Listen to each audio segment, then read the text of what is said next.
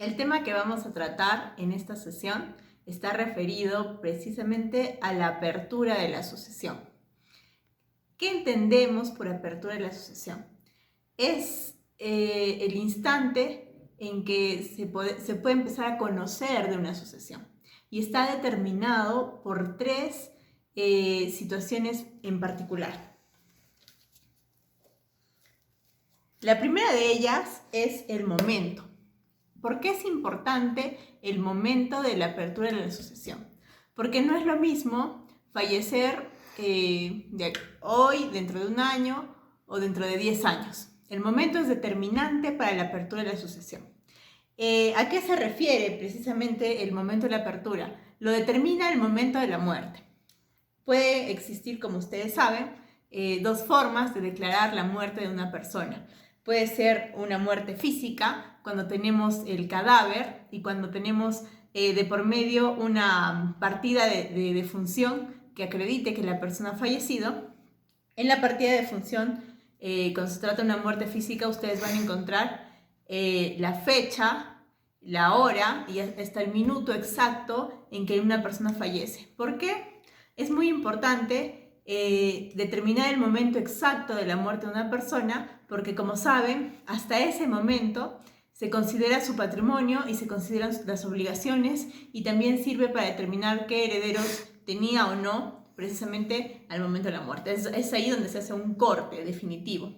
Y en algunos casos, además de la partida de defunción, es relevante algún protocolo de necropsia si es que también existen implicaciones penales en la muerte de una persona. Esto para efectos de posible desheredación o indignidad, pero eso lo vamos a ver más adelante.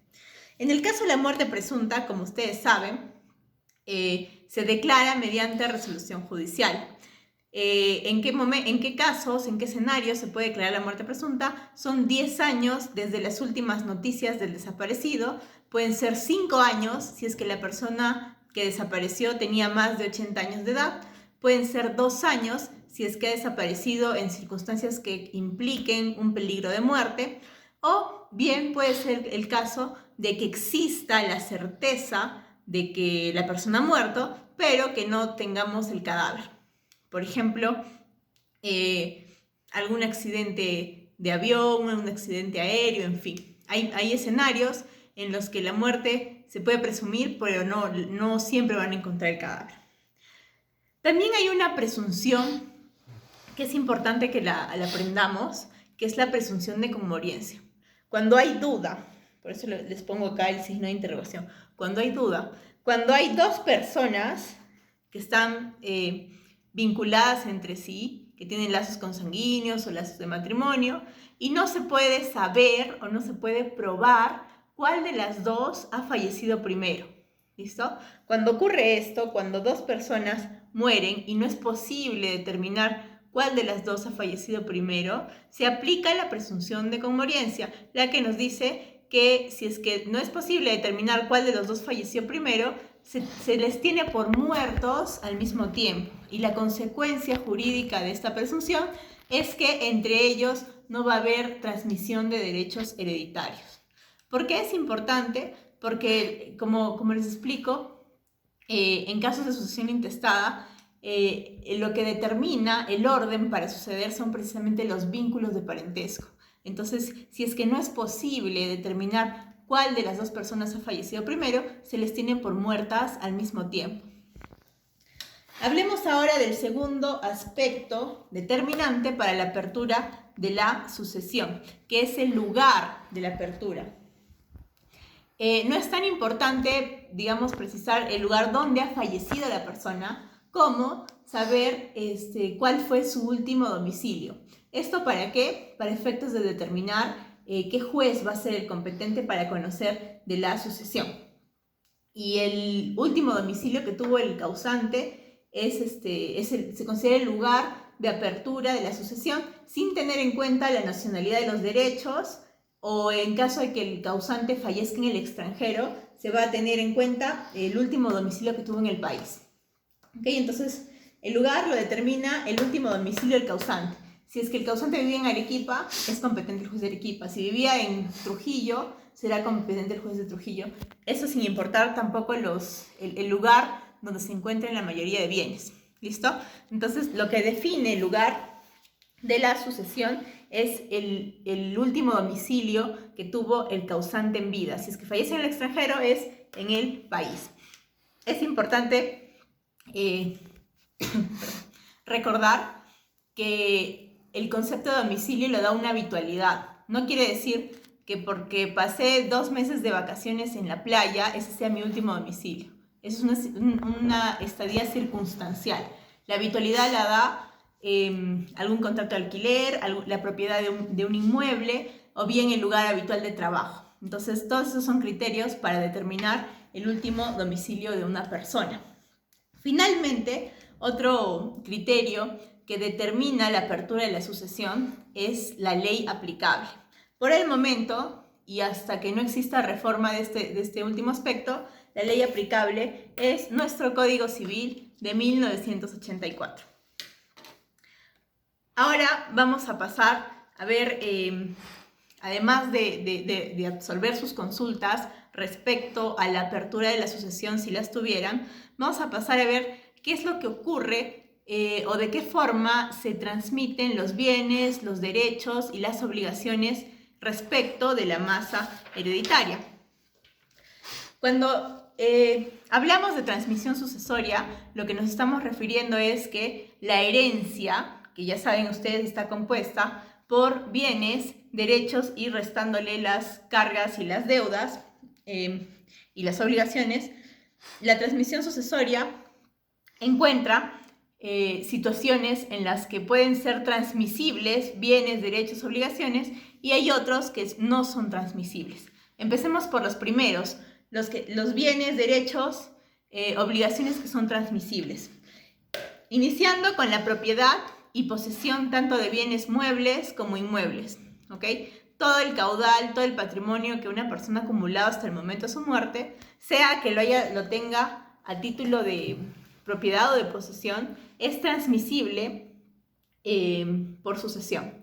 La propiedad es transmisible porque generalmente está registrada y la posesión, digamos que recae más sobre bienes muebles. ¿Listo? Basta con la traditio para que sean transmisibles también por sucesión.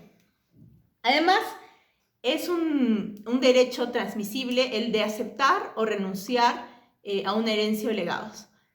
Como explicábamos hace un par de clases, el hecho de que una persona pueda recibir una herencia no necesariamente implica que la vaya a recibir. La persona puede decidir también, al igual que aceptarla, puede decidir renunciar a ella y también a los legados. Entonces, el derecho de aceptar o renunciar a la herencia se puede transmitir también de ascendientes a descendientes. Otro derecho que es transmisible es el de ejercer acciones reales sucesorias. ¿A qué acciones reales me refiero? Al derecho de ejercer la acción petitoria de herencia, es decir, para que me reconozcan como parte de una herencia, o a reivindicar una herencia. Si es que la persona que está tramitando este derecho ha fallecido, yo como su sucesor puedo continuar ejerciendo este derecho.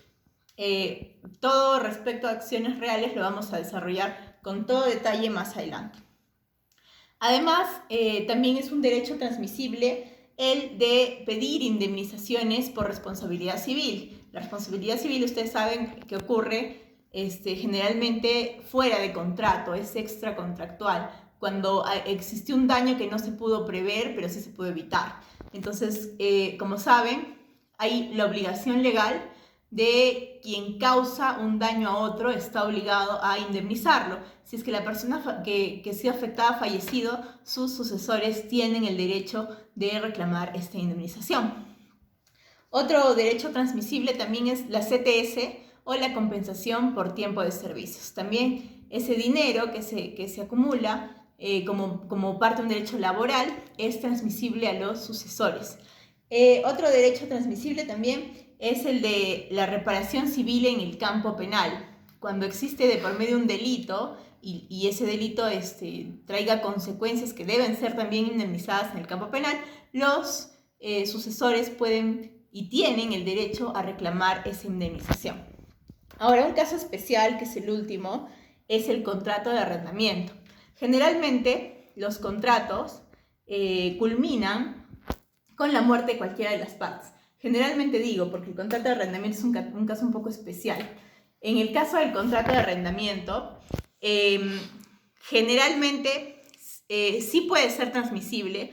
Eso en un intento digamos, de salvaguardar el techo y la vivienda de las personas, salvo que los herederos del arrendatario, es decir, de la persona que arrienda el bien, comuniquen al arrendador su deseo de no continuar con el contrato. En ese escenario no es transmisible, pero por regla general el arrendamiento sí se puede transmitir a los arrendatarios siempre que el contrato esté el plazo vigente.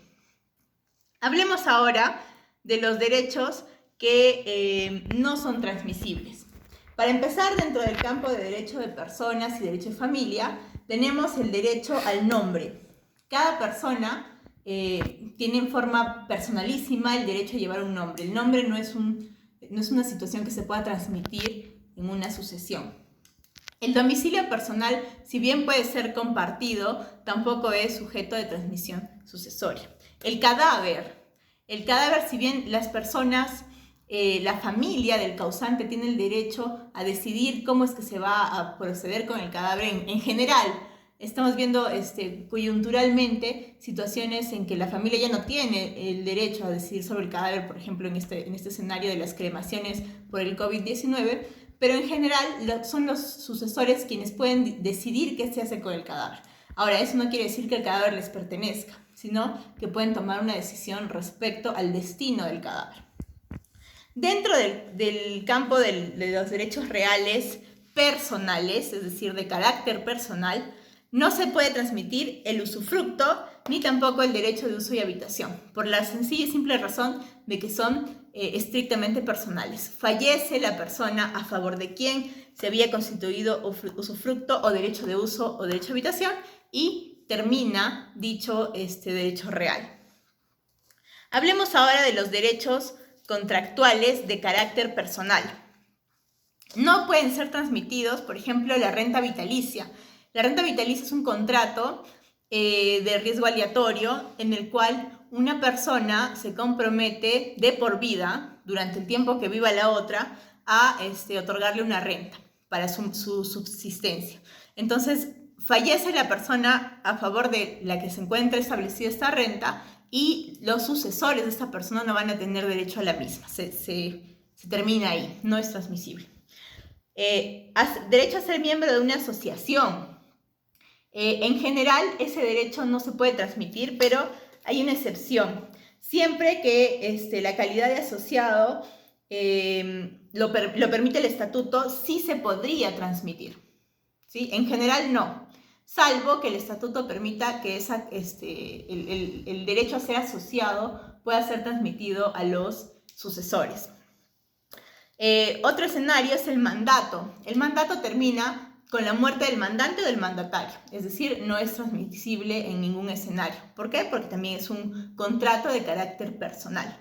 El derecho al retracto y la revocación de la donación, es decir, la anulación de una donación, también son contratos estrictamente personales. En el caso de la donación le corresponde estrictamente al donante y no se pueden transmitir por sucesión.